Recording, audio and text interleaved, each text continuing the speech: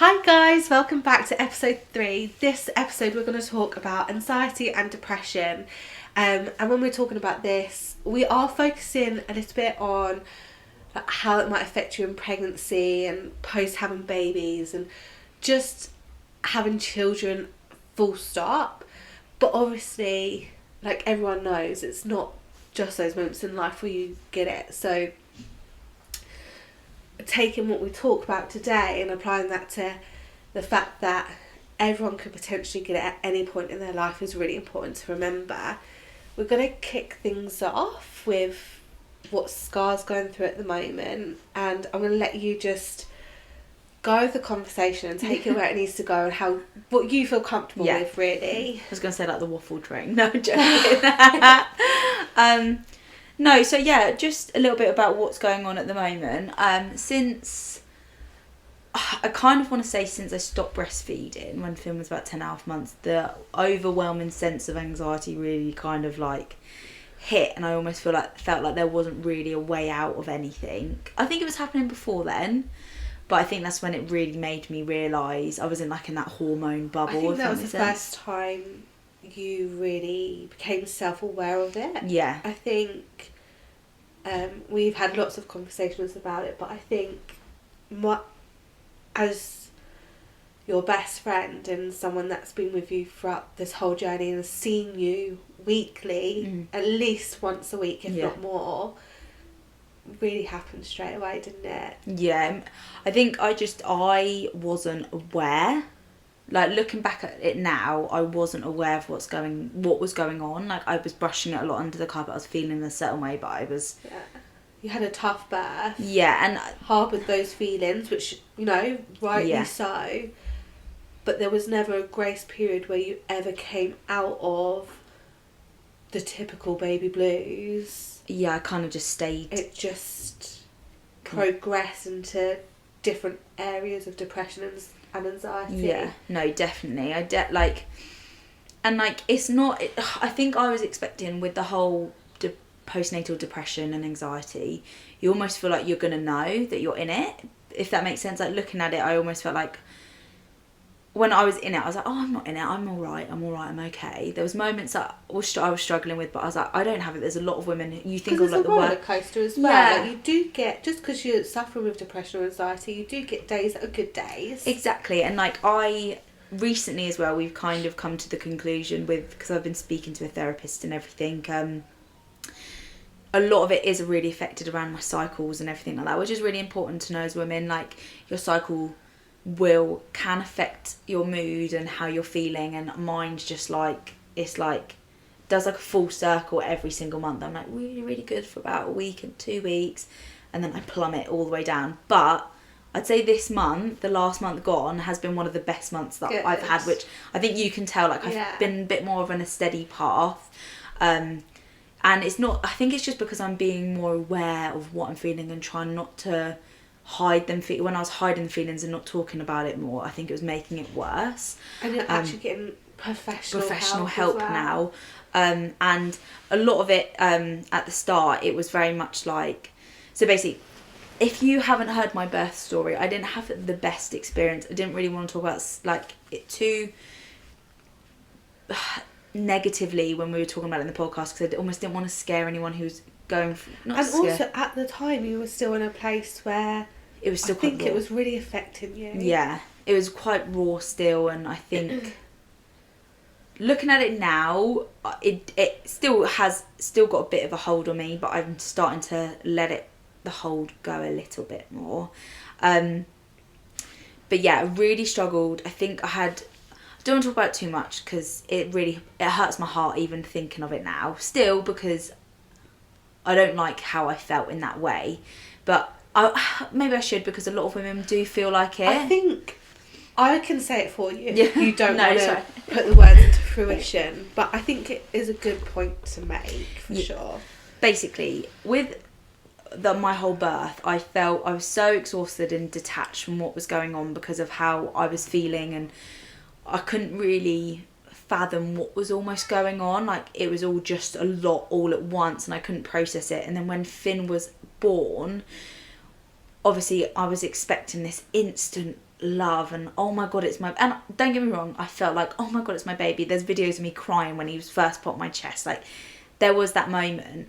But as soon as they took him off to get him cleaned and do all the umbilical cord and everything like that, I went very down, almost quite downhill quite quickly. And they were like, do you want him back? I was like, no, I can't, I don't want him back, I can't hold him. And because of, I just didn't, I can't even describe how I was feeling in that moment, because I feel like I kind of, not shut it off, but I just didn't want to give that thought energy of how I was necessarily feeling in that moment. But there's videos and Josh was like, let's get a photo of all three of us. I was like, no, it's okay, you two get photos.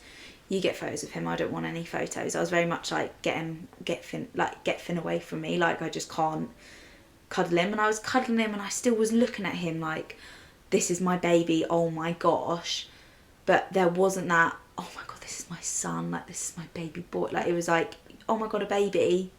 Does that make sense? Yes. You said to me in the past, and I hope I'm not oversharing for you, that you didn't feel that instant love. Yeah, I was going to say, because I was going to say, Josh said a comment like, oh, do you love him? And I just went, oh, he's really cute.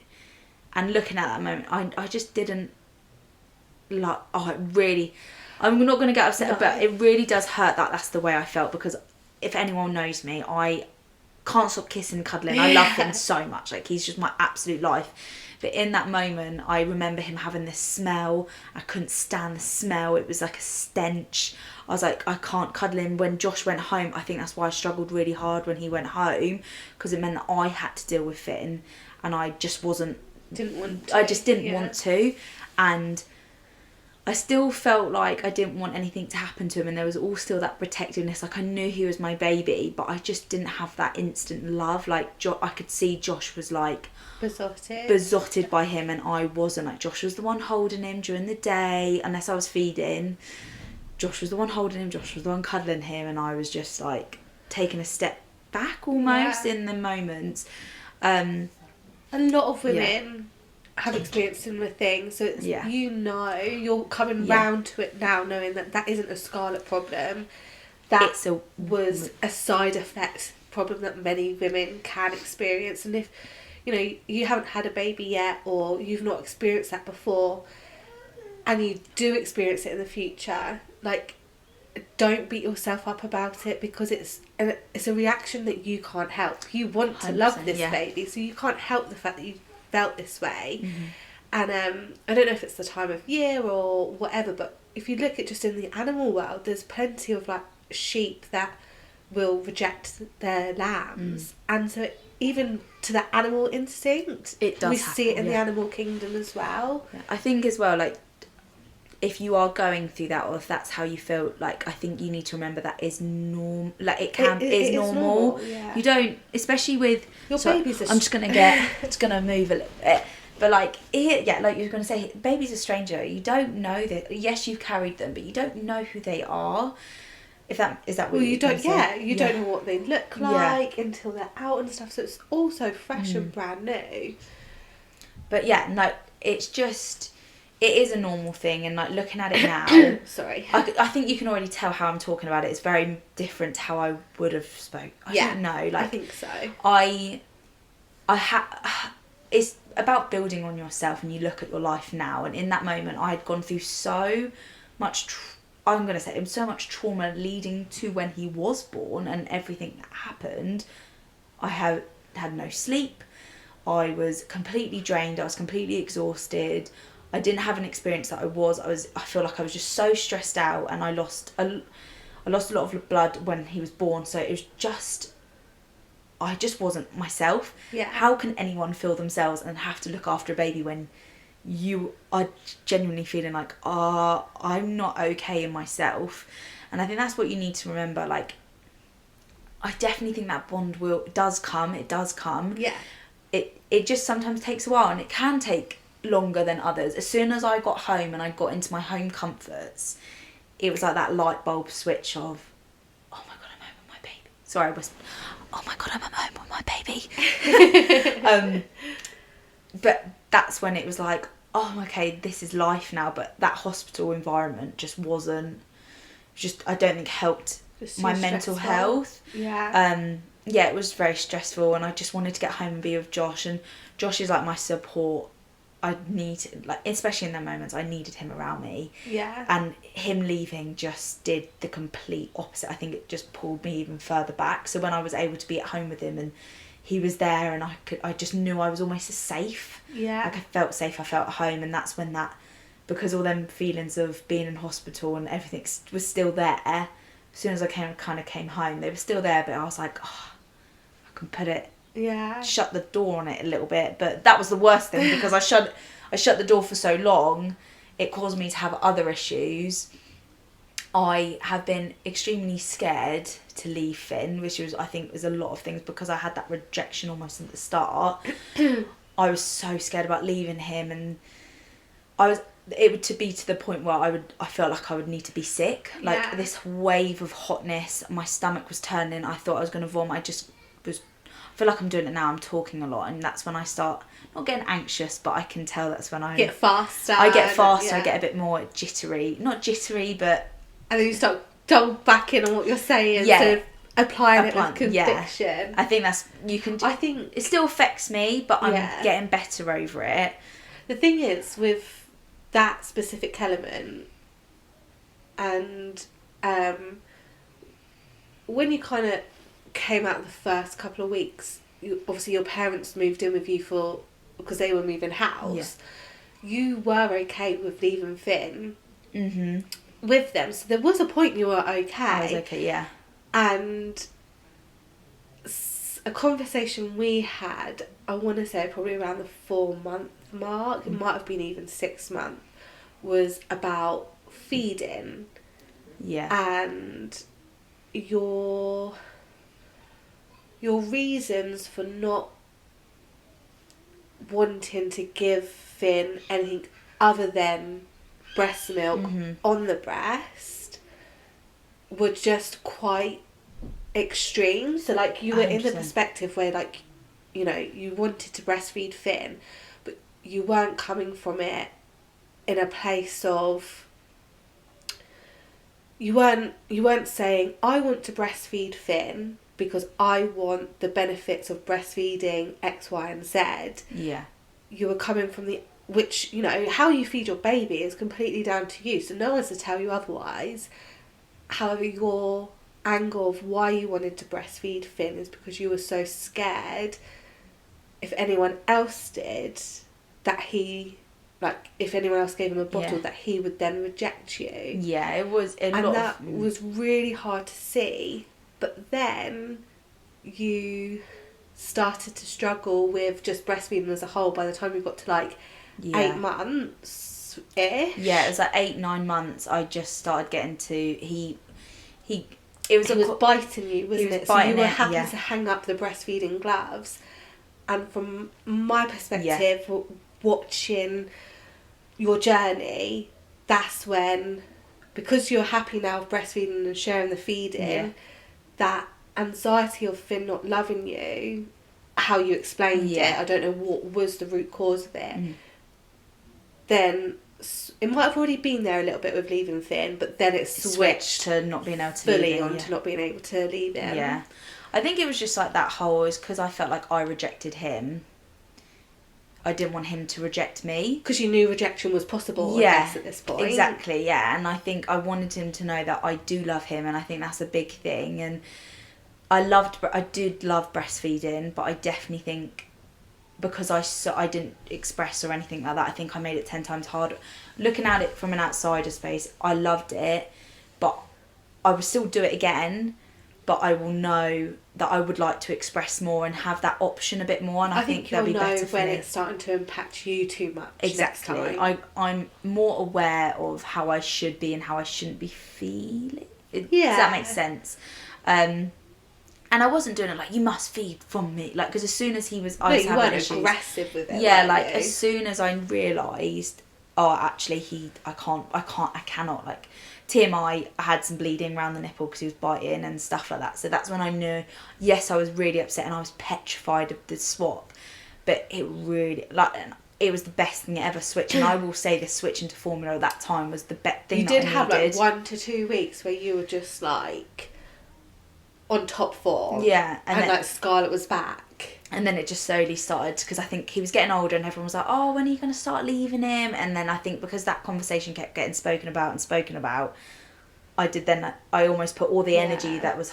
Because it was obviously then, if people were questioning it, it was probably a bit of an issue, like, not an issue, but people were obviously noticing that you weren't leaving him as expected, which again, like, you know, there is elements where that's okay and that is normal. If you choose that you don't want to leave your child because of the benefits X, Y and Z, that's your decision, that's your child. But with you, that wasn't the driving cause of why you were. Yeah. And that, like, as your friend, that was worrying to see. It wasn't what you were doing and what you were deciding. It was the process, the stress that it was causing you to make those decisions.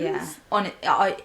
A lot of it was like when people would make comments about it, that's when my anxiety, the physical feelings came up a lot. Yeah. And this is what I've spoken about with my therapist, because that's how we started everything, because there was a lot of things that things would trigger me, and that's what would get the feeling, it was all physical feelings that I couldn't cope. And from that, basically just jumping forward a little bit from all of that, we've basically realised, because I have started to leave Finn recently, which I got to babysit last week. I think you're like the first person, because non-family member. Yeah, and as well were the longest, because my mum had only looked after him for about an hour max. Right. So for you had him for what, 3 hours? I did indeed. Yeah, and that was like the longest time that I had. She did so well. Yeah, she did so well. I was so nervous. Honestly, the night before, I was just like crying to Josh in bed, and he was like, "Oh, we're not doing this," and I was like, I know he came at it with a point of love. I think it's because he wanted me to do it, and he said it's going to be okay. Yeah. But I was sobbing for a good 20 minutes in bed. But it was just all that feelings of emotions of, oh my God, I have to leave it. And it was the best thing ever. And I've done it again this week. Like, I'm planning it again next week. Can't stop it now. Literally. I mean, there's times that I'm like, when someone said to me last night, actually, they were like, oh, so when are you going to have your first night away from Finn? I was like, whoa.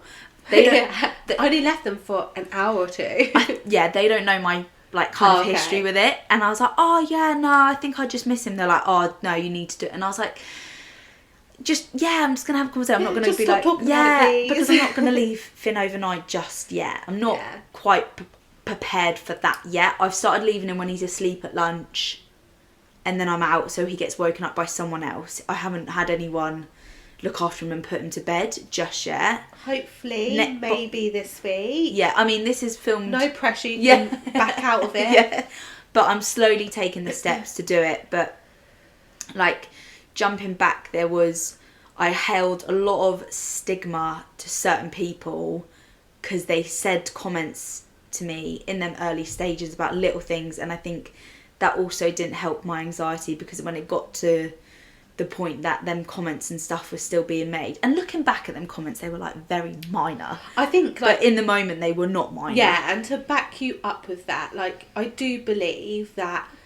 90% of the stuff that was said was just like, oh, come on. Yeah. But wasn't bad or horrible. Yeah. However, 10% was. Mm-hmm. So then that made the rest of the 90% feel like they were too.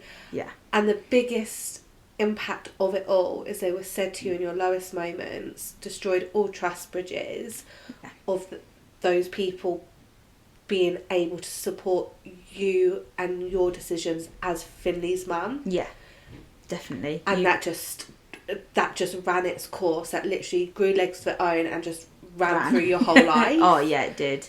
And that was devastating to see. Because again, it was like, these people hadn't actually done too much wrong. No, it was just foot and mouth moments. Mm-hmm. And it was sad to see that they were seeing repercussions of it, but seeing how something so small had destroyed a lot my best friend. Yeah. It was horrible. Yeah. I think within them first few weeks, comments like the things that just got to me, just because I I was not okay. No. And when I don't think people were aware, and the comments that were being made really just like, they just got under my skin so much, and they carried me, and it just sent a bit of a spiral. I'd say for the first 14 no, yeah, I'd say about 14 months of Finn's life. That it was a long time. It's been a long. Yeah, I was so, just could not cope with them. Like, it was really, it wasn't nice, because I now look at it and I'm like, Scarlet, like, come on, like. But in that moment, I couldn't see past it. You weren't even at a point of starting a healing process at that point either. So you know, there was still very much open wounds. Yeah, 100%. And like, I want people who are listening, who are pregnant or who have gone, like, yeah, like, I wish I was strong enough to shut comments down and conversations down in the moment. That's not our Scar though, is it? No, it's not. I'm a bit of a people pleaser. Bless her. So I just kind of sit there and go, okay, yeah, I'll take it. But now I wish I stood up for not stood up for myself as such, but I pushed back on them comments that I wasn't happy with. But because I let them sit there and I let them sink in, I just let that happen over and over again. That's where, like you said, I ran, like, almost it snowballed into the point of where I was like, I can't see them, I can't talk to them, and it just put a massive wedge. And it also put a massive wedge in between mine and Josh's relationship at times, because it was affecting him at moments, but he was so supportive and he got it. I think now, the fact that what I'm doing, he's like, oh yeah, I'm like, are you proud of me? Are you proud of me? He's like, yeah, I'm proud of you. I'm like, I have left Finn. I have left him for hours awake. Come on, that is impressive. Like, this time last year, if you'd have say, next year you're going to be leaving him, I'd have been like, nah, you're lying. It's not happening. And that's scary, isn't it? To think a year's time, deep down I'd have been like, it's not happening. But I'd be going to people, yeah, when he's older, when he's a bit older. It is easy, yes, now he's older, because I know the relationships he's got with people, and I know who he'd be fine with and who I feel safe with. Yeah. I think as well, you're also now allowing him to have those relationships where I think before you weren't stopping him out of needing control in a controlling and negative way, but you needed him to love you. Yeah. Which prevented you from allowing him to have relationships with other people. 100%. A little bit. Yeah, no, I definitely agree with that. I mean, now, I don't think he really cares. The people that I have left him with, I come back and he's not even phased really that I'm back. He's like, oh, no, don't be coy. A quick cuddle, and then he's like, especially when you looked after him, because he was with the girls, he was like a quick cuddle because he was excited to see me, and then straight away he wanted to get on the scooter. I was like, come on. He did run up to you. Give you a massive cuddle. I was just there like, come on, just need me a bit. But he's getting older, he's not going to be. And I get rejected by the girls on a daily basis, so I wouldn't worry. No. We're definitely daddy girls in this house. The next one, come on. Yeah. Mama love. Be a mama's baby. Yeah. Because Finn is a mama's boy. Yeah, he is. Like, full mama's boy, which... But I also, because I work in childcare, I used to babysit for kids, like, especially Finn's age.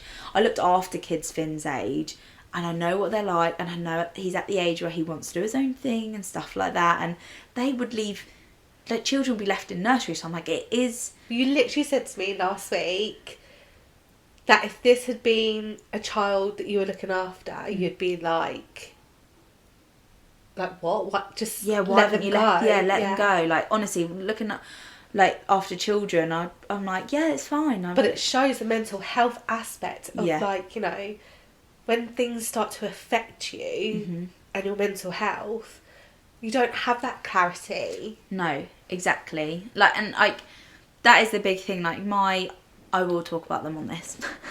My brother and my sister-in-law, like, they have left their little one. They spent nights overnight, and I look at them in like awe almost, because I'm like, how have you done that when he was so young? Yeah. He's about the same age as Finn. He's what, 6 months older? Yeah, 5 I or think 6 so. months older? Yeah, so he is older, but they were doing it before. My mum and dad looked after. But it was easy then for you to compare yourselves against them. And when I was watching it, I was like, how are they doing this? Like, how are they leaving him? Like, I just don't get it. Like, I just can't leave him, and I think I beat myself up over it a lot, because I was like, it is a normal thing, but I could not let him go. Yeah. And it was the physical, emotional feelings, and a lot of it was just, not nice. But I was looking at them like, oh my gosh, how'd you do it?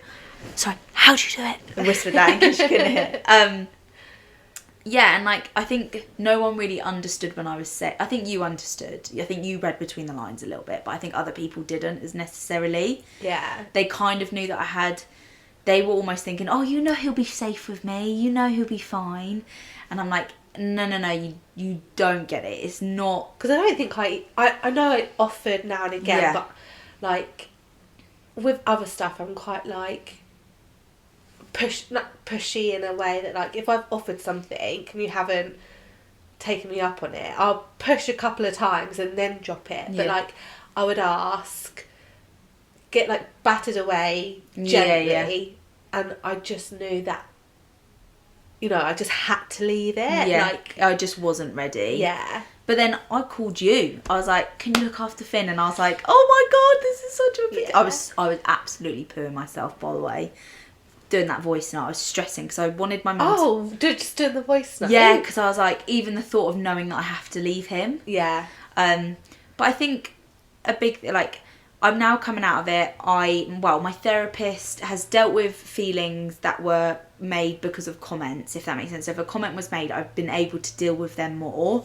if that makes sense. We even did it accidentally ourselves the other week, didn't we? Yeah. Where we talked through why you were reacting so passionately about something, and by the end of it, we'd de-escalated. Yeah. It was like, it was funny because my therapist was saying you take a thought to court and you like kind of battle it, and that's how we did it, but we did it verbally and like spoke it all out, which was really nice. And I've definitely come away with comments and little things being made are brushed off more, because I've been able to learn, is it really do I need it to affect me or do I not? Yeah.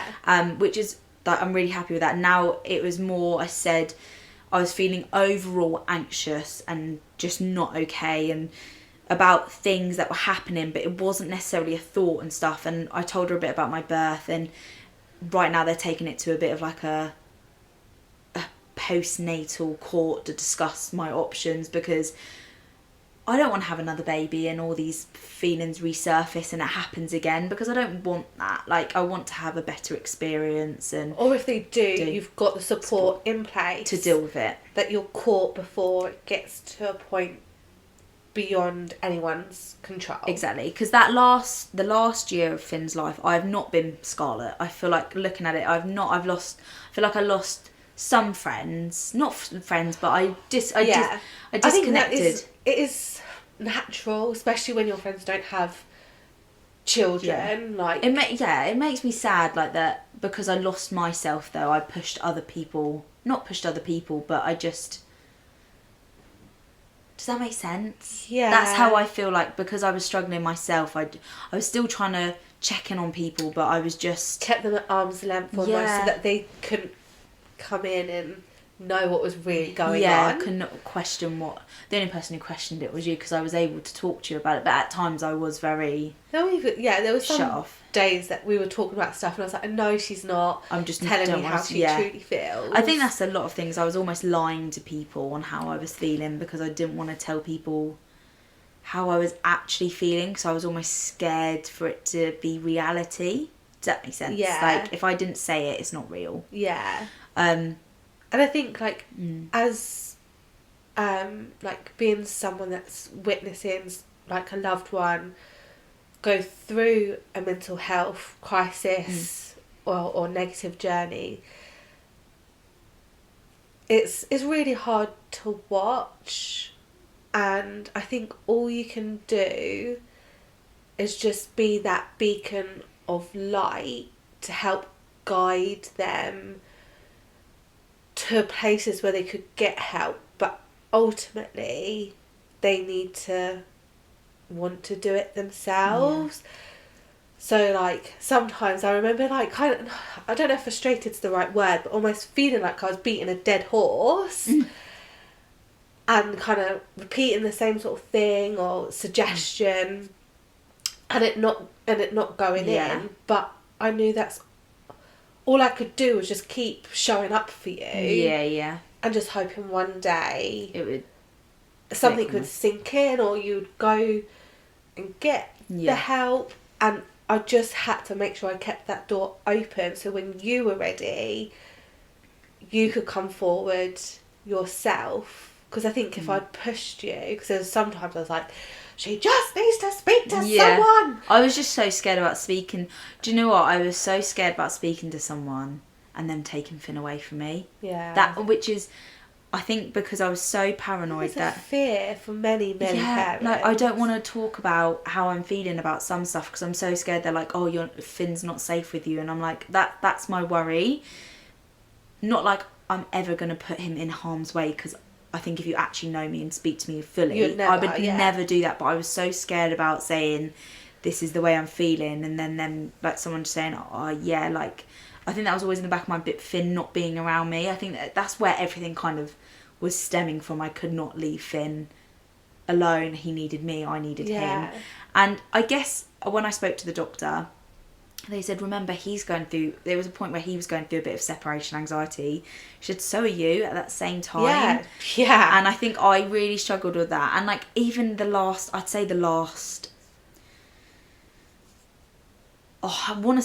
month, I'd probably say month, 6 weeks, not long, I've really started to feel more Scarlet coming out and feeling more myself. Like I want to go out on girls' nights and stuff. And which would not have been an option 4 to 6 months ago. No, not at all. I would not have wanted to go out. Now I'm like, mate, you need to get this baby out. I want to have a drip. Like, I want to have a I do think it is because you are receiving that therapy. Yeah. That is, and just jumping back, like if I had pushed you at 4 to 6 months post baby, when I was really like, she needs to see someone, I think if I tried to force that on you, even though it would have been coming from a caring place, I think you would have gone walls up, I can't trust Amber. Yeah. And shut me out, and then you wouldn't even have that. Yeah, I definitely agree. It's that tender tightrope of trying to like push them to get the help they need, but remembering that you can only push so far and they need to figure it out themselves. And you've just got to be there to either catch them when they fall, or to be the hand that is holding them up. Yeah. And you have to just give them whatever support they're asking for in that moment. Yeah, I definitely agree, because I think like I was almost blind to it. Like I look back at it now in this moment, I definitely suffered with postnatal depression and anxiety. Looking back now, do you wish that maybe, like, because I feel like, I think I was worried for you, literally, the moment we was meant to come see you on the Friday when you got home, and you were kind of like, Josh called us and was like, Scarlett's not feeling up for it, and so then we rescheduled, and then that was like major red flag for me, and it kind of never went. That flag just kept popping up. Do you wish in hindsight now that I'd maybe like pulled you or Josh to the side, like just going forward, or advice for other people? Yeah, I don't. It's hard because I was very, like I was saying, I was quite blind to it, and I think if I think I'd. Do you think you would have shut me out if I had said, Scarlet, I think? Maybe in them early days, I think I would have just shut I don't know if I would necessarily shut you out, because I still love and respect you as no matter what. Yeah. And I think you would just be coming from a really nice place, but I just don't think I would have been able to listen to it and actually to receive it. Yeah. But maybe like if you are noticing these signs, maybe, and if you are close to the partner, not saying that I wish you did, because I'm glad, like, I don't wish that you would have done something. We can't change the past, exactly. But it's good to know from the future, like if it happened again and I was starting to notice things, would you want me to kind of pull Josh to the side and be like, are you noticing anything, Josh? Yeah. This is what I've noticed, like, I think you could support Scarlet in this way. Would you want me to have that conversation? It's hard, because I almost think because Josh was almost in what was going on, he was seeing me every day, but from someone on an outside seeing me, who I was and who I'm not, I think that's where, not saying that I wish you did, because what's happened now, it's built me to what's going on now. But let's say same thing happens next time. I think maybe if you notice that the same similar things were going on, maybe even just having a discussion with him and just saying, I'm a bit worried, just keep an eye on her, like, I've noticed a few things, just want to reach out because I want to make sure we're there for her. I think that's the thing, because I felt like I was brushing myself. I felt I was fine. This is weird. I thought I was okay. I was having them issues. Yeah. But I thought, oh, it's fine. Everyone feels a bit like this. But looking at it, I was not okay. Yeah. But I wasn't like,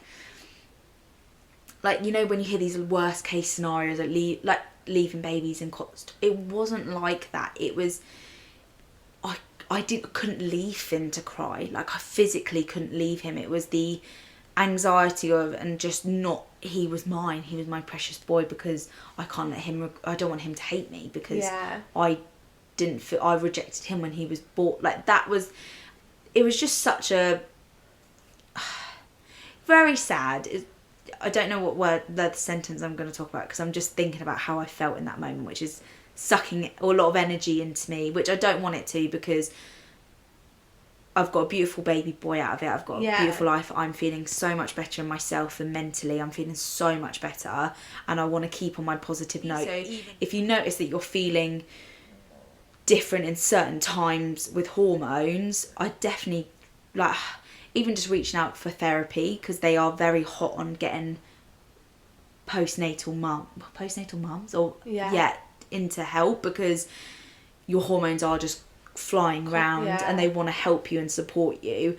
And I think sometimes you need to be pushed out of your comfort zone, and yes, I wish I took the help earlier, but looking at it, I'm glad I took the help when I did, because I was able to process now what's gone on. And I think I wouldn't have been able to process it, and I probably would have lied a little bit and hidden things, but now I'm like upcoming, I'm accountable for what happened. But I think if you're able to reach out to people, do it. Don't suffer in silence. I think you made a really good point of, like, how your expectation of what was serious for postnatal depression was, like, you know, leaving baby alone and that sort of abandonment and really extreme cases. But actually, it's not. So small things can really highlight that actually you're suffering with more than just a down period. So, like, for me, massively, when I look at my first year after Harper, I definitely think I suffered with postnatal depression in a completely different way to you. Mine wasn't like affected with a connection with my baby in that way. But one of my massive symptoms was postnatal rage. And at the time, I didn't know that was a thing and a symptom of postnatal depression. And it was just uncharacteristic, unprovoked rage. And that was fully aimed at Aaron. Like, he would do the slightest thing and I would just go from 0 to 100. And there was definitely other signs, but something like that you're like, an overwhelming sense of anger, before knowing that there is such a thing as postnatal rage, I would not have realised was part of parcel of postnatal depression. So any abnormal feeling, emotion, anything that's intense and overwhelming, speak to 100%. Someone, because it probably is a symptom that you're struggling more than just what is deemed normal. Yeah, and I think as well, remember, like, even though you feel like, oh, I'm not going to be normal, I've just had a baby, that's when you do speak to someone. I think because hormones can affect women very differently, and I think you need to remember, if you're not feeling okay, especially in them first few weeks, speak to someone. If, like, it's hard because I wasn't ready to deal with it, and I've had a rough year because of it. However, if you had the help at the beginning, and I actually was open with and actually called and said, no, I'm not okay, I really need to deal with this trauma, I think I'd be in a very different situation. But this was how I've played it out, if that makes sense. I did what was right. Yes, I really struggled with postnatal depression in a way that I don't think I was expecting. I thought it was the worst case scenario, but not being able to leave my son with close people that I knew loved him because I was so scared that he was not going to love me was not normal. Yeah. And even though I thought it was normal, it wasn't. And I just think you need to remember that everyone goes through different things, especially having a baby changes your body, it changes your hormones, and you go through a lot. It's a big, if you have to have an assisted delivery or you have to have a cesarean and it's very quick, or an emergency C-section, or even the natural birth just even is a a lot that's gone normal. It can affect you. And I think you just need to remember that is a big deal. It's not a brush thing of, oh, you've just had a baby, like, just, you're going to feel a bit of way and then you're going to calm down. Yeah. What you go through having a baby and even growing a human is a lot. Yeah, it's so much in such a short amount of time. And they say that the hormone drop from a woman having a baby in the first couple of days is the biggest hormone drop in a shortest amount of time in any human spectrum. Like, there is not that hormone drop anywhere else in a human's experience, and yet every woman that's had a baby does go through that. And I think there's almost that unspoken, like, especially in the first few weeks, like, it's okay, you'll start feeling better in a couple of weeks, because of the baby blues being something that's deemed as normal. And, you know, it is normal in the sense that it is part of having a baby, that you are going to feel days where you just don't feel great, but that doesn't mean it has to be your lived experience. And, you know, the midwives and the health visitors are trained to, you know, point you in the right direction depending on how you're feeling and how you're suffering. And even if you just feel bad for a week, talking to them there and then could prevent that bad week escalating into a bad 12 months. Yeah, no, definitely. Like, I definitely agree. If speak to your health visitor, speak to the midwife, speak to people, and get the help when you know that there's something's not right.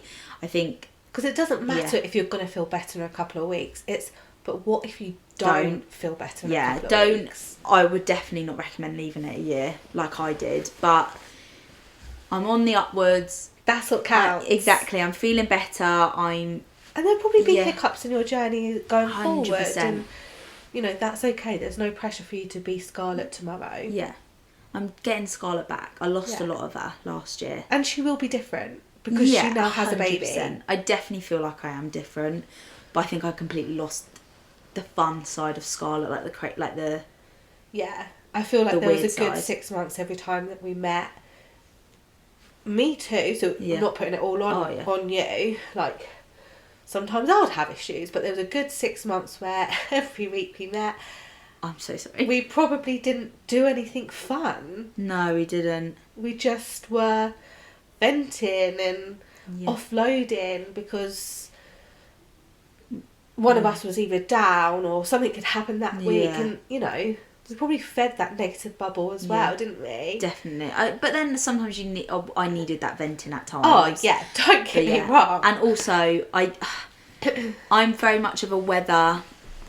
Now it's like I'm looking out the window and it's blue sky, and I'm like, makes me feel happier, makes me feel like a better person. Yeah. And I know, so maybe a bit of seasonal depression. Yeah, as well. and like I think that probably didn't help when having Finn, because he was late November and it was getting to the point where it was cold, it was dark, it was.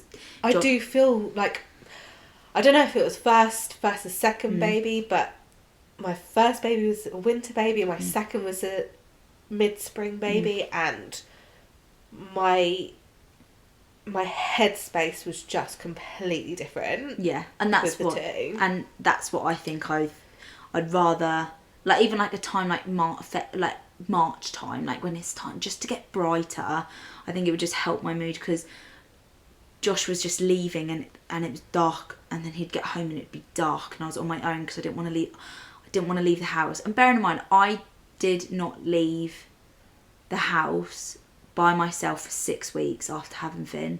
Wow, yeah. I couldn't drive a car. So by then as well, it was so daunting, because it's just natural to have the anxiety to leave anyway if you hadn't left for that long. Because I remember when I was ill, sort of the anxiety, like when I started to feel better, I felt all of a sudden really anxious about getting out and see people because I hadn't done it for 2-3 months. It's the same sort of thing. It's a whole new problem itself. 100%. And it definitely, I think my first trip was to Tesco's to pick a click and collect order up, and Finn cried and stressed me out, so I went back home. But it was good that I did it. But it did take me a while to get out of the house, and that's why I think I shut a lot of people off and I didn't want to see a lot of people. And I think that didn't help. I think I almost needed, not because I know everyone wants to come see you, but I think I needed my little minute circle more than ever that I thought I didn't need, but I didn't need all these extended people coming to see me. I wish, that is one thing I wish I could have changed about your whole journey. And I think I've cried with you about this before. I just wish, like, even if it was just me, I just wish I'd just turned up. And not just come and see Finn, but just to come see you and just give you a hug. Even if it was literally like, I turned up and you're like, and Josh came to the door and was like, Abby, you can't come in. I just wish I just tried. Yeah. Because I think that's what I needed. Everyone was there for Finn, which of course it was a big thing with... That is I really struggle with that. Like how everyone's like, with the first pregnancy, the other pregnancies, no one cares when you're pregnant. But your first pregnancy, everyone's like, oh, you need to rest, little princess. Yeah. And then you have the baby, and then you're even worse than what you were pregnant. But no one cares about you. They're like, baby. And it's like, I think that was my biggest issue, is everyone was like, when can we see... And I know people try and be like, oh, how's Scarlet doing? And like, you can tell... It's always a secondary question. Yeah, it's never the first question. Yeah, they're all there to meet Finn. Yeah. One big thing when I came out of hospital that first night, my parents were at my house waiting because I asked them, and it took absolutely ages to get out of hospital, which did not help. We were asking for hours, and we finally got home, and my parents were like, okay, it's like 10 o'clock at night, and they were still there, and I was like, just stay forever, don't leave me. And my dad opened the door, and he didn't care about me and Finn. He walked straight towards me, and very much of a daddy's girl, and I literally just started sobbing, and he held me, and I was sobbing and sobbing and sobbing. He couldn't care, as bad as it sounds, he wasn't worried about Finn. He was there for his little girl. Yeah, and I think that moment I wasn't okay, and my parents obviously wanted to meet Finn, but they were all there for me, and they wanted to look after me. Yeah. And my dad knew that I wasn't okay, and that was really tough. And that first night when they were there, it was rough for me. I think my mum's a bit... She's like, oh, I remember that night. And I was like, yeah, it was a bad night, because I just was crying. I was scared to get in the shower. That, though, you were then... How many days... Because your first night at home wasn't your first night with Finn, was it? No, it wasn't. It was like third night. It was like day 3. So the baby blue... Or would you say baby blues? Well, you get a massive hormone change again, because that's when your milk changes from colostrum to more what we call breast milk, really. But also the first night's typically the easiest, because everyone's tired, including baby, that everyone just passes out and sleeps. Yeah. Second night, all hell breaks loose. Baby's caught up in sleep, just wants milk. So by day 3, you've also got sleep deprivation. And it was a lot. And that night was, I think my mum was just like, I can't believe it. Sorry, I can't believe it. I keep whispering. When you last whispered, I was going to say, should we count how many times Scarlett's going to whisper? I think we're going to get 3 this episode. It's because there is the 3. Oh my goodness, this is a very long episode. It's been a... Before we wrap up, I do just want to mention that it's not just mums that can get postnatal depression. So, we do need to look after our pregnant mamas and our new mamas. However, we still need to keep an eye out for dad. 100%. Because dads can still suffer with postnatal, or partners can still suffer with postnatal depression, even if they're not the one that's actually just had the baby and given birth. And that, again, can happen in the 12 months after having baby. So, we really need to look out for the whole family unit. Yeah. And just try and just give them anything that you can see that they're trying to ask for. Just give them that, and try and be that support. 100%. It's everyone as a family. It's a big change for anyone, like anyone's life. So just be aware, it can affect anyone, and take care. I was going to say something, but my whole brain just switched off. So I was like, look after yourself. Look after yourself and get the help you need, and get it early, because it will definitely help your experience. But yeah, thanks guys for listening. Thank you for joining us in this week's episode of Honey, I Birthed the Kids. We love sharing our own insights and experiences as parents, but that is just what they are. So if you're concerned by anything discussed today, speak with your GP, midwife or other healthcare professional.